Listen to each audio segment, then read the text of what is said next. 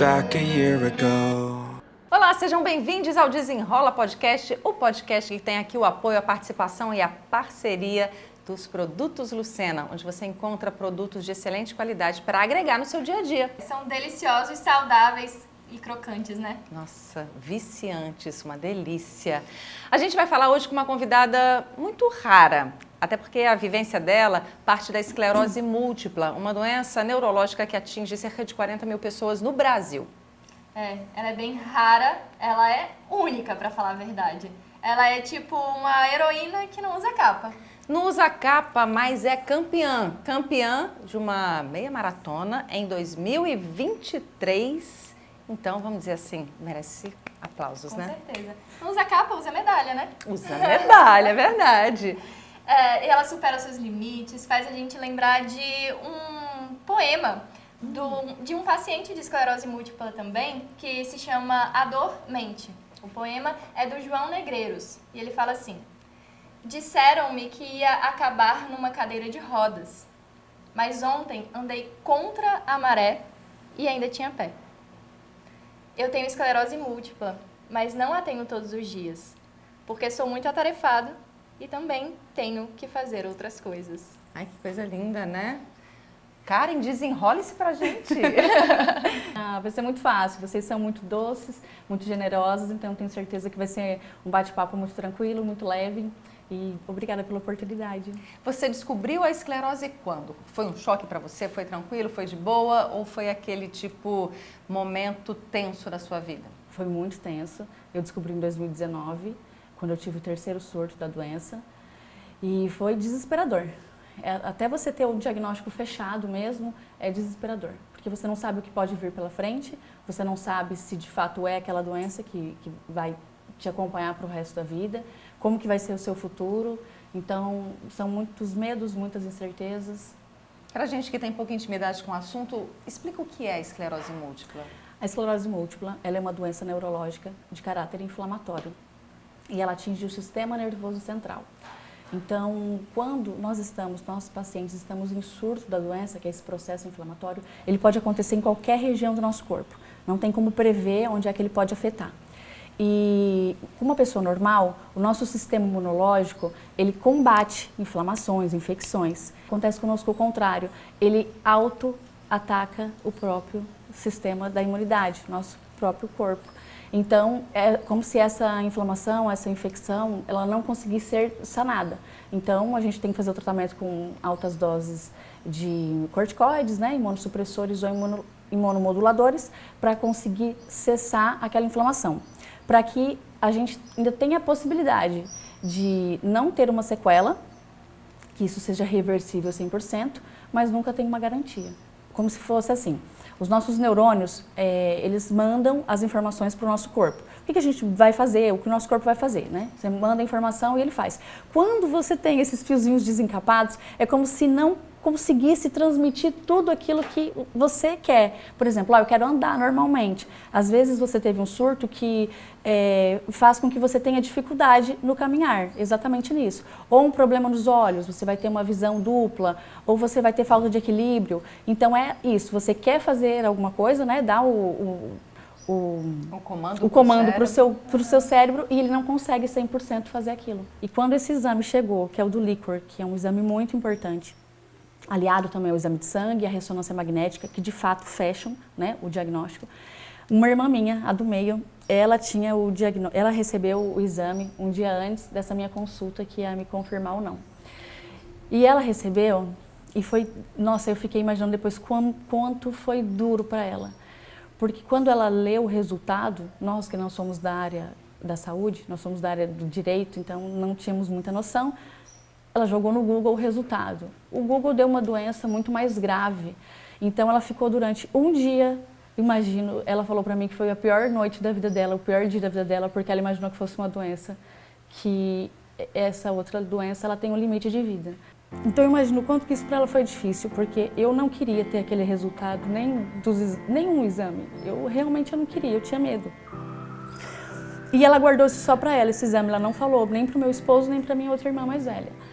No outro dia, quando eu voltei para casa, que eu falei que tinha confirmado que era esclerose múltipla, ela falou, graças a Deus, porque eu achei que era outra. Eu pesquisei, eu não dormia à noite. Então, aquilo assim, doeu muito em mim. Como que ela foi capaz de guardar com ela aquela dor e me poupando, né? Da mesma forma que nós queríamos poupar os meus pais, deles saberem já de fato que era uma doença grave, ela também me poupou. Então a rede de apoio ela foi muito importante para mim, porque cada um deles teve um papel muito especial, muito importante. Mesmo que meus pais não soubessem que era esclerose, mas nos dias que eu fiquei internada, eles ficaram comigo durante o dia todo.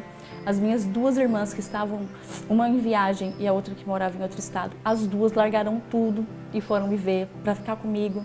O meu esposo estava de férias, nós estávamos tirando alguns dias de férias e ele ficava comigo dormindo todas as noites. Assim, a gente sabe como que é horrível dormir em hospital, né? Às vezes é só uma cadeira, aquela cadeira do papai, e é desconfortável. Mas mesmo assim eu tive o apoio, o carinho de todos eles e foi muito especial, foi muito importante. Se não fosse também essa força que eles me deram desde o início, talvez eu não teria tido a sagacidade de conseguir conduzir, conseguir entender que existia um propósito na minha vida através da esclerose múltipla. E eles certamente foram assim muito importantes para que eu conseguisse chegar onde eu estou. Eu acho que um propósito, sobretudo, né, algo que você faz com muita perfeição, que é comunicar, é orientar, é falar para as pessoas sobre o que é essa doença, para que outras pessoas não passem pelo mesmo que você e sua família passaram, né? Desse momento de indecisão, de não saber o que está acontecendo. Né? Você tem o status esclerosado, então você lida com muita leveza, né? As dificuldades e os desafios que a esclerose impõe, né? Como é que surgiu o status esclerosado? Quando eu soube da doença, né, de fato, estava tentando me familiarizar com ela. E eu dizia assim, ó, tudo bem, eu vou continuar a minha vida, tá bem, vou começar a aceitar, mas eu não vou falar isso pra ninguém, nem pra minha família, nem pra ninguém, só pros mais próximos mesmo.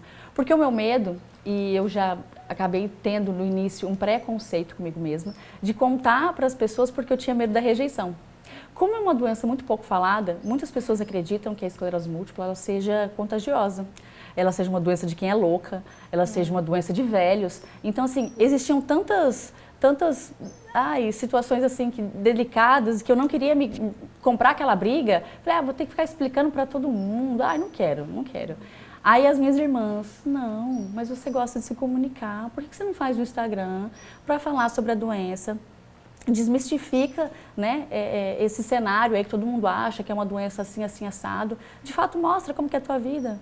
Aí eu falei, vou pensar, gostei. Aí eu falei, tá, então vamos pensar no nome. Aí, de fato, elas acabaram me dando, foram elas mesmas. Inclusive, foi essa que recebeu o diagnóstico, que ela viu o diagnóstico do líquor, a Jenny.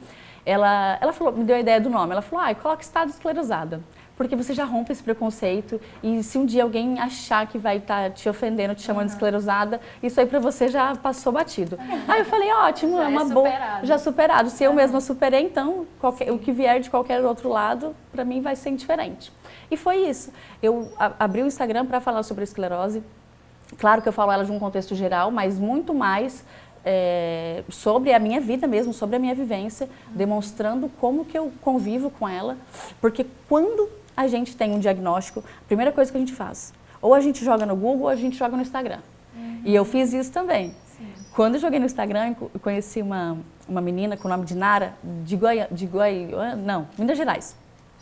E ela começou a perguntar, o que você tem de sintomas e tal, que eu fui falando, ela falou, é esclerose múltipla remitente recorrente. Aí eu pensei, meu Deus, ela nem me conhece, ela tá dando diagnóstico, nem o médico deu ainda fechado.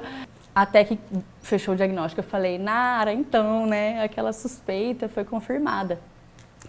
E desde o início, ela teve um carinho, um acolhimento comigo, muito gostoso, muito generoso, de me acolher diante daquela situação tão difícil que eu estava experienciando. E a partir do momento que eu pensei, vou abrir um Instagram para isso, então eu quero continuar isso. O que eu vivenciei com ela, eu quero também poder passar isso para outras pessoas. Que tem várias classificações, então, de esclerose múltipla. Tem vários tipos. Remitente recorrente, que é aquela que você tem um processo inflamatório, mas você, com medicação ou sem, o seu corpo ele volta ao normal e você pode ter ou não sequelas. Aí tem a primária progressiva e a secundária progressiva. Elas são mais graves porque podem ter surtos recorrentes e muitas sequelas, e isso pode ir dificultando, né, o paciente a conviver com essa doença. Mas a partir do momento que você começa o tratamento e mantém o tratamento, claro, também com outras questões, práticas saudáveis, de alimentação, de atividade física, isso faz com que você consiga controlar a doença, né? Porque também tem o tratamento tradicional que todos os pacientes fazem, que via de regra são com medicamentos disponibilizados pelo SUS. Então, todos os pacientes têm atendimento pelo Brasil, porque não é só o remédio, não é só a consulta com o neurologista, é também a nossa parte, né? O que a gente faz para contribuir com o tratamento. De eu poder mostrar a minha realidade e mostrar que é possível até, inclusive, esquecer que a esclerose existe. Muitas vezes eu esqueço, de fato. Aí quando alguém pergunta, eu fico assim, nossa, é verdade, eu tenho uma doença muito séria, muito grave. E não é romantizando, é porque eu consegui, assim, lidar com isso, eu consegui entender que havia um propósito muito maior. É porque você absorveu o conceito, né? Você tem a doença, você não é a doença. E mais, eu tenho a doença, mas ela não me tem.